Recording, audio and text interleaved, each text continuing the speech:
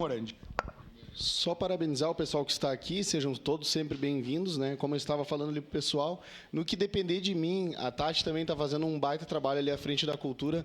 Quanto mais eventos, a gente teve agora o de tatuagem ali, que movimentou muito, foi o primeiro evento, né? Então, é uma quebra de tabu, quebra de paradigma, eu acredito que os pavilhões devem ser mais utilizados, não é só a Festa da Uva, é um elefante branco, tem um espaço ali para a gente usar e a gente pode usar para tudo que é evento. A gente tem o Rap em Cena, que movimentou, por exemplo, milhares de empregos, né? Então, movimenta a economia, mesmo às vezes que não é todo mundo que goste, mas a gente tem que respeitar quem gosta, porque vai movimentar o Uber, vai movimentar o comerciante, e por parte da prefeitura, o que eu espero é que não faça muitos entraves, né? Às vezes a gente tem que desburocratizar e deixar mais fácil o evento para quem vai fazer, né? Então, cobrar uma taxinha ali para ter a limpeza, para ter segurança para declarar o voto, e não se meter, né?